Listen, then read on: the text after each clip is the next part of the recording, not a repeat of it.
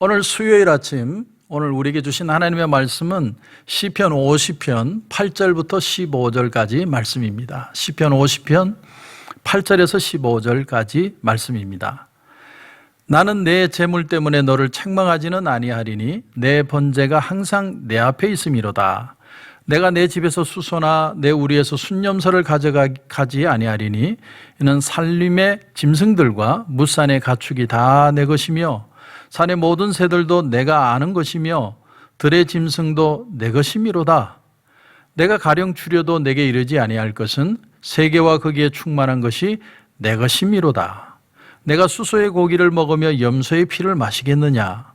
감사로 하나님께 제사를 드리며 지존하신 이에게 내 소원을 갚으며 환난 날에 나를 부르라. 내가 너를 건지리니 네가 나를 영화롭게 하리로다. 아멘. 한번 기도드리겠습니다. 하나님 은혜를 감사합니다. 오늘 이 수요일 아침에 하나님 우리에게 주시는 참 감사의 원리를 배우게 하시고 헌금의 정신을 배우게 하시고 또 믿음 안에서 풍성한 하루를 살 수 있도록 축복하여 주옵소서. 하나님 은혜 베풀어 주실 줄 믿고 예수님의 이름으로 기도드립니다. 아멘. 이 세상에 좋은 일을 하는 단체는 참 많습니다. 다 기독교 단체도 아니고 다 종교 단체도 아닙니다. NGO라는 그룹도 있고요. 많은 일들이 좋은 일을 합니다. 그리고 정부의 역할이 확대되면서 이전에 교회에서 했던 일들이 지금은 정부에서 하는 일들이 참 많습니다. 정부가 소년, 소녀 가장도 돕고 독거노인도 돕고 또 정부가 많은 일을 하죠. 그러면 교회의 사명은 무엇이고 교회의 정체성은 도대체 뭐냐? 옛날에는 교회가 학교도 운영을 했고요. 또 구제도 하고 병자도 고쳐주고. 근데 이제는 그 교육의 부분은 교육은 학교의 몫이 되었고 병자를 고치는 일은 병원의 일이 되었고 또 구제는 정부와 실제적인 아주 전문적인 단체들이 이 일들을 감당하고 있습니다. 그러면 교회가 할 일이 무엇이고 교회가 존재해야 될 이유가 도대체 뭔가? 여러분, 원래 하나님이 세우신 목적으로 돌아가면 교회는 교회의 일들을 감당하는 것입니다. 교회가 교회로서 있어야 될 원래 목적이 뭐냐? 예수 그리스도의 복음을 땅끝까지 전하는 것입니다. 이것이 교회가 있는 진짜 목적입니다. 성도들을 세례를 주고 예수님이 분부한 모든 말씀을 가르쳐 지키게 하는 것, 제자 되게 하는 것, 그것이 교회가 이 땅에 있어야 될 진짜 이유라는 것이죠. 이 반석 위에 내가 교회를 세우리니. 여러분, 이 반석이 뭡니까? 이 반석 위에 교회를 세운다고 하는데 반석이 뭐냐? 주는 그리스도시요 살아계신 하나님의 아들이시니이다. 그 믿음의 고백이 반석이에요. 이 반석 위에 세워진 것이 바로 교회라는 겁니다. 그런 면에서 오늘은 참 특이하게도 헌금에 대한 얘기를 합니다. 헌금이라는 소리를 듣는 순간 오늘 목사님이 헌금 얘기할 모양이다. 맞습니다. 제가 헌금 얘기할 겁니다. 그런데 잘 한번 들어보십시오. 여러분에게 유익이 되는 내용이 반드시 있을 겁니다. 헌금은 하나님께 드리는 것입니까? 궁극적으로는 맞죠. 그러나 우리는 하나님께 헌금을 드리는 게 아니라 교회에 헌금을 드립니다. 교회의 사역에 동참하기 위해서 우리가 헌금을 하는 것이죠. 우리 믿는 사람들은 이걸 당연하게 알고 헌금을 하지만 불신자들은 그렇게 생각하지 않습니다. 오병이어를 갖고 있던 소년이 예수님에게 드렸지 하나님께 드린 게 아니죠. 그래서 예수님이 그 예물을 가지고 도시락을 가지고 축사하시고 떼어주신 거죠. 결국은 사람들을 배불리기 위해서 일어난 기적이었습니다. 여러분, 예수님의 이 땅에서의 사역을 하려면 헌금이 필요하고 교회도 필요하다라는 것을 우리에게 말하는 것입니다. 헌금은 궁극적으로는 하나님께 드리는 거지만 그러나 하나님 때문에 하나님이 필요해서 드리는 게 아니라 하나님이 이 땅에서 교회 사역이 이루어지기 위해서 필요한 것이 헌금이라는 것을 우리에게 가르쳐주고 있는 겁니다. 지난 주일에 목회협력회가 모였습니다. 이제 정식으로 교회가 이제 이 모든 조치가 풀리고 나면 교회가 다시 오픈을 해야 되는데 어떻게 오픈을 하는 것이 가장 지혜로울까 참 머리를 맞대며 고민을 했습니다. 그래서 예배는 8시, 10시, 12시 3번을 드리면 좋겠다. 모든 것이 완전해지기 전까지는. 그래서 본당에서 의자들을 좀 널찍하게 띄워두면 보기 불편하니까 의자에 표시를 해두자. 그러면 그 자리만 앉으면 좋겠고 부부들은 같이 앉아도 괜찮으니까 의자들에게 표시를 해주자. 그런 지혜가 나왔고요. 우리 중고등부 아이들은 2부, 3부에 부모를 따라오는데 그 아이들도 드려야 되는데 친교실에서 드리자. 밥을 먹을 건 아니니까. 그래서 의자를 널찍히 두고 아이들이 예배를 드리도록 하자. 좋은 아이디어들이 참 많이 나왔습니다. 그런가 하면 마스크도 준비를 좀 해둬서 마스크는 반드시 끼고 예배를 참여하되 없는 분들이 있다면 지급할 정도는 좀 준비를 하자. 또 라텍스도 준비하자. 더 나가서 분무기도 사자. 분무기. 여러분 한국 현재 상황에 많이 보셨죠? 분무기 막 뿌리는 거. 그래서 예배가 끝날 때마다 분무기를 뿌리자. 그걸 예배 전에 우리가 구입할 수 있느냐? 그게 고민이다.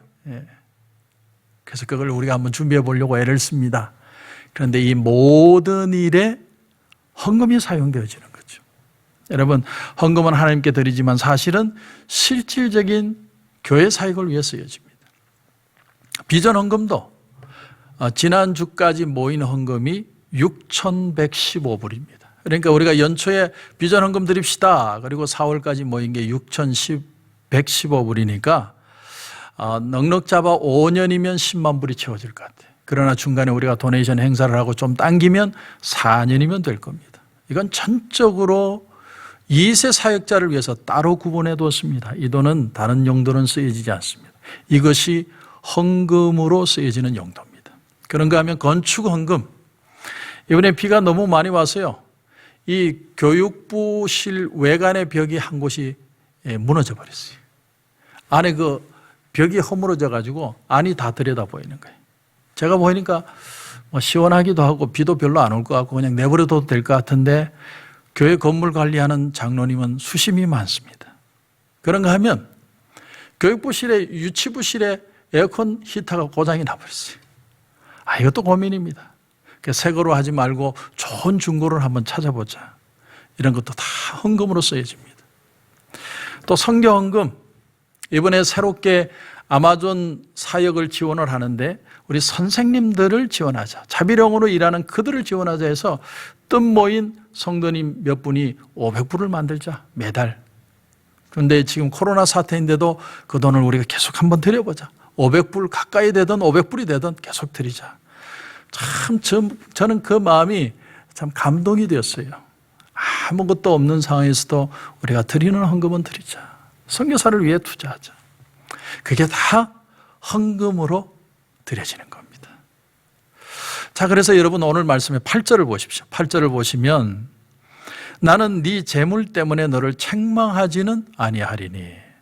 정곡을 찌른 하나님의 말씀입니다. 우리식으로 말하면 우리의 헌금의 여부나 헌금의 액수를 가지고 하나님이 야단치지 않겠다는 거예요. 하나님이 헌금에 대해서 스트릭하지 않으시네? 그런 걸 좀 느낄 수 있습니다. 그럼 왜 그러시는가? 좀 더 읽어볼까요? 9절을 보십시오.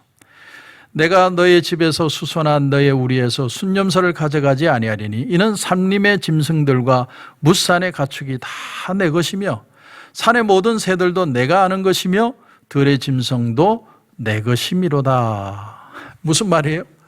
이 천하 만물이 다 내가 짓고 내 건데 내 거를 다시 나한테 준다는 게 모순이지 않느냐는 거예요. 그러니까 하나님은 오히려 우리에게 얻고자 하시는 분이 아니라 주시기를 기뻐하시는 분이다라는 거예요. 우리의 소유를 탐내는 분이 아니라는 겁니다. 여기에 아주 미묘함이 있는 것이죠. 그러므로 우리가 오늘도 헌금을 드리는데 물질을 드리는데 이게 하나님에게 드리는 건 아니에요. 왜냐하면 이게 하나님 건데 뭘 하나님 걸 드리고 말고 할 게 뭐가 있습니까? 그런데 하나님의 일을 위하여 드리는 거예요. 여러분 이게 이해가 되십니까? 하나님이 필요가 있어서 하나님께 드리는 건 아니지만 하나님을 위하여, 하나님의 일을 위하여 이 땅에 있는 교회의 일에 동참하는 차원에서, 이게 바로 헌금의 정신이라는 거예요.